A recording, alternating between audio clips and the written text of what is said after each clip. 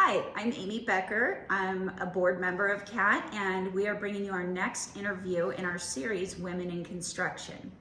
We are so honored and privileged to be sitting with Elise Fett today, and I'm sure you know her. If you don't, you need to get to know her because she is among the very top architects, designers in the Lake area, and it's amazing looking at your history of all of your work and awards. And so thank you so much for giving us the opportunity. Thank you for the interest. Oh, absolutely. It's our pleasure. So I'd love, Elise, if you could share with everyone a little bit about your practice and what services you offer. So I am an architect and engineer. I'm licensed in both. And we also do our own TRPA consulting. So we take care of the architecture, engineering, TRPA consulting, agency processing, of course, and then we also assist with interior design. And so we're full service. We have been here for 30 years, and I love the amazing landscape that we work in, and I actually thrive on the challenges that we have with our steep properties, our trees and rocks, and I would say I'm just a view monger, and I love to take advantage of our amazing views with with the glass that we can hopefully have. Luckily on the North Shore, our views face south, and that glass affords the opportunity for heat as well as views. And I love the idea of as much passive design as possible. So for example, my office is southeast facing, and it has a concrete slab on grade, and it's acid stained a dark color. I have two big 8080 sliding glass doors, and they absorb the heat in the winter, and we literally have to open our doors on many winter days because it gets so warm.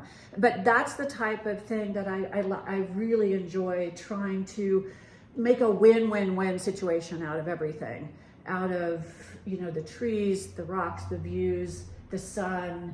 I'm so thrilled to be here and to be able to design in this environment. And TRPA has its challenges, but it has its purposes. And so we do want to make sure that we're taking care of the lake. Without the lake, what would our property values be? And so that is a big priority. And I actually spend personal time, a lot of time, trying to protect the lake, trying to stop the plastics in the lake, the use of aquatic herbicides in the lake. That's on my own personal level, but it's also for everybody in the basin, for their health, and for the value of our properties. We have more algae on the rocks now, and that's because we keep fertilizing. And so I encourage my clients, please, you can have a lawn, but you don't need to fertilize it. There are ways to have a lawn without fertilizer. We don't need any more nutrients in the basin. So that's where I come from. I'm thrilled to be here and love the variety of work we get to do.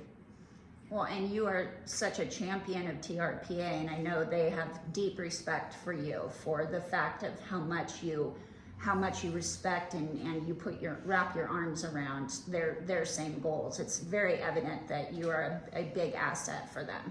Yeah, I do. I want to take care of the lake, and I'm actually giving them paperwork to inform them about the negative issues that have come at other lakes with the use of aquatic herbicides, because it is a lose-lose-lose situation. We want win-win-win, obviously. Right. That's what we all want.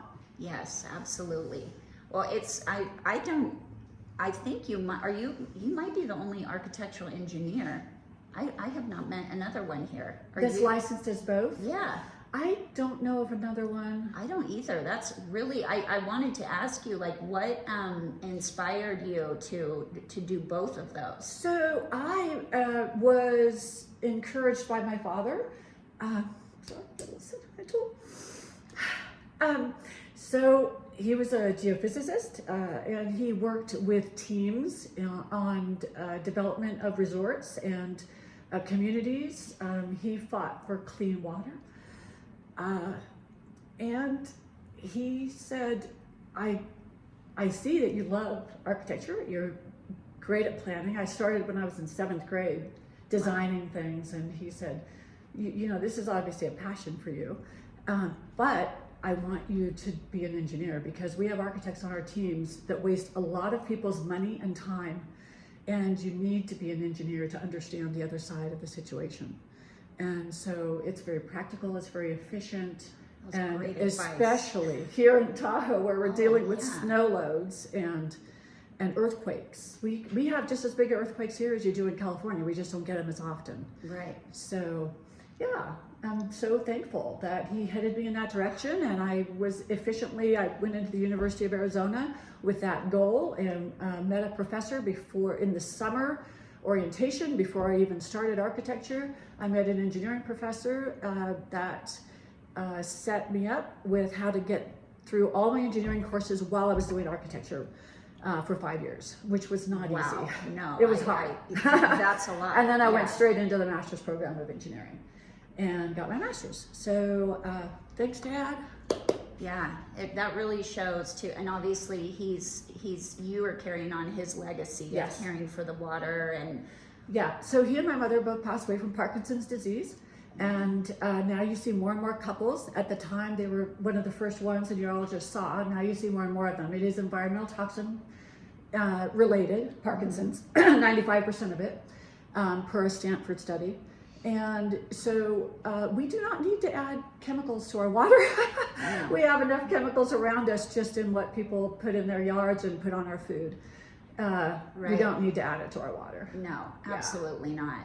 But just to have you as the architect and engineer holding all of that knowledge, and then also to be able to hold the part about protecting the environment and the lake, like what a gift for all of us being here, that you are the one that's making the plans for these big lakeside estates and beautiful properties like this one that Yeah. could affect the water. Absolutely, they do. And when we're developing these properties, it's good for the contractors to understand the reason why we try to reduce erosion, and why when you bring all these new plants in, if you take away all the native vegetation, you bring in all these new plants are filled with fertilizer. And all of the fertilizer that comes into this basin will eventually get to the lake through surface water, groundwater. It's going to get there one way or Right. another. The USGS has a study that shows that. So Right. And I did, when I was looking at some of your work, I did see you do some of the like the living roofs. yes, green roofs. That is Another win-win-win. Yeah. So we have one right down the street here on Ganawabi that was for my neighbors. They wanted a garage, and as many of these houses that were built back in the 80s or 70s, they didn't have garages. They were summer cabins or homes. And so it was a very steep property, and I said, I don't know, you don't want to look down on the roof of your garage, so let's make it a green roof. And they agreed. And little did I know that his passion was gardening. And he made an amazing roof garden. He put a gas fire pit in there, and then he put a little water feature in. Oh, it's And beautiful. so it was their yard. And here on our steep properties, where 45% slopes here in Crystal Bay, it was so nice for them to have a yard for him to landscape. Yeah, right. I wouldn't have even thought that we could do that here. And so I was so amazed at how you carved out this little space to have We have one that's over on the east shore over here at Rocky Point, just outside of Incline. There's another one that is up off of Fairview that we designed. Really? And Wow. believe it or not, biking home over at Emerald Bay, if you look at all the buildings in the back, all the back buildings are green roofs. So it was Really? done way back then. Oh yeah, well it makes all the sense. It does. It takes care of the runoff. So you don't get the runoff. It takes care of the air, of cooling, of keeping our natural climate.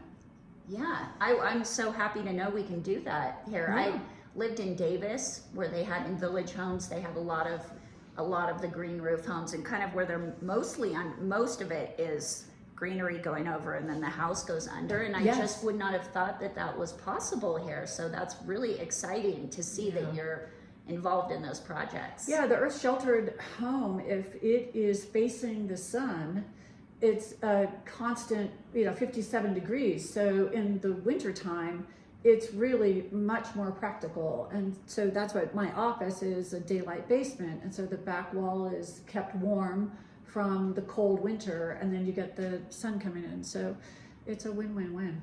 Yeah, well, you clearly bring that win-win-win into all you do, and I just you see a lot of big windows here, but what I see that you do above and on the roof and on all the little areas to bring more light and more glass it's just amazing. Thank you. It's just amazing. I'm not just a viewmonger, but I do love natural light. Yeah. This home has 9 skylights, and 2 of them are operable so that they can vent. That's amazing. Yeah. That's And, really amazing. We're in a snow climate, but you can still have operable skylights for the summertime, since we are getting warmer every summer. And we Right. do need ventilation, Yeah. natural ventilation. Yeah, absolutely. Well, gosh, there's so many questions I'd love to ask you, but for this series for Women in Construction, I always ask this question, and I would love to know: have you found any challenges being a female working with the trade side? Have you encountered any of that? So it's less and less the older I get. I think that when you're young and you're a female, it is definitely, there's more challenge getting people to respect you. But literally, I think in the beginning, when I first came up here, there's always people out there that are very receptive. They have their own daughters that they know are intelligent and Right. and logical and practical. And so you do, Bob Titus was one of my first clients that just gave me job after job after job. And I ended up designing his home in Molokai when he asked me to get my license in Hawaii, which I said, okay, Okay, I'll do I was that. wondering how that started. Yeah, no problem. So there are many men out there that are very respectful and appreciative that I work with, but I do see for Anna, who is my wonderful engineer that's been working with me for at least 20 years, and gosh, I want to say probably more like 23 years, but she is younger than me. And there have been a few challenges she's experienced. I have experienced a few, but like I said, less and less compared to when I was younger. And I think that is, as long as you have a good education and comfort level and confidence, that you eventually gain their respect. Right. Most of the people. There are some people that I don't think it's necessarily even that you're a woman. They're just difficult. They're just difficult. And that's what it is, and you just have to accept that. Right. So is there any advice that you would give to we have a lot of girls in the high schools that are starting to look at CAT and go, well, I get the trades is an important place to go into. There's a labor shortage. There's all kinds of different roles. What advice would you give to a young woman who's looking at possible career paths somewhere in the trades? So there are incredible opportunities, and luckily there's a woman locally who is working to get scholarships through AAUW, not just for women to go into university for things like architecture and engineering that would be in the building trades, but also for the trades. So you could be an electrician or HVAC, plumbing, cabinet building, custom furniture building. That, all of those are. I had a wood shop. My father insisted, as I was a junior in, I think it was high school and a senior. Anyway, I took all the woodshop classes in junior high and high school. I ended up getting a Trades and Industrial Arts Award, and women are just as capable as men of doing woodwork, for example. So I highly encourage it, and it's very rewarding. There is a huge demand, especially for electricians, and as we want to go more solar and become more environmentally conscious with solar energy, we need more electricians. So please consider that. And there are trade schools. I'm happy to hear that my son just there's an engineering class at the high school in Incline, and they had someone come in and talk about these. I think there's about 15 of these schools that are out there where you work and learn at the same time, and they set you up for it. Yes, my son, we at Truckee High, we saw the same thing.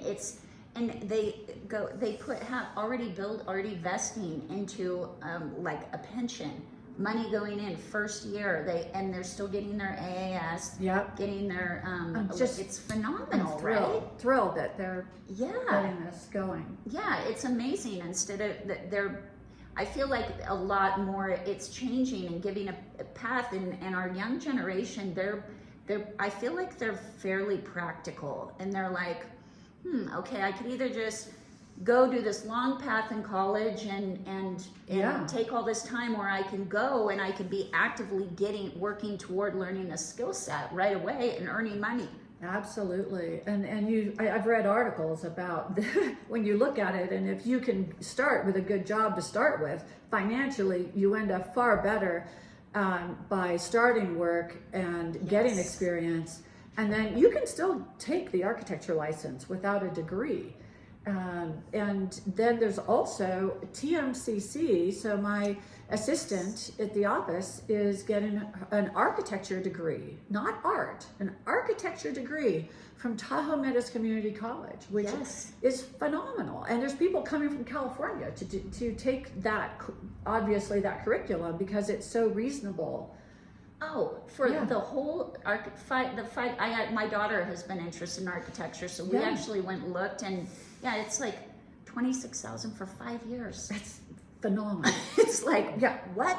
That's like the cost of 1 year at a UC. Yeah, and then you're getting it's really exciting to see. Yeah, and they're encouraging her to do an internship, which is very practical, and that's why she's working for me. Oh, amazing. Yeah. Well, that's amazing. Well, is there anything else anything you'd like to share to our members who are watching? We hope our members got to this point. If you did, leave a comment. No, I just call me if you ever have any questions on anything, and we plan. Especially with the TRPA, I feel like you seem to have an expertise.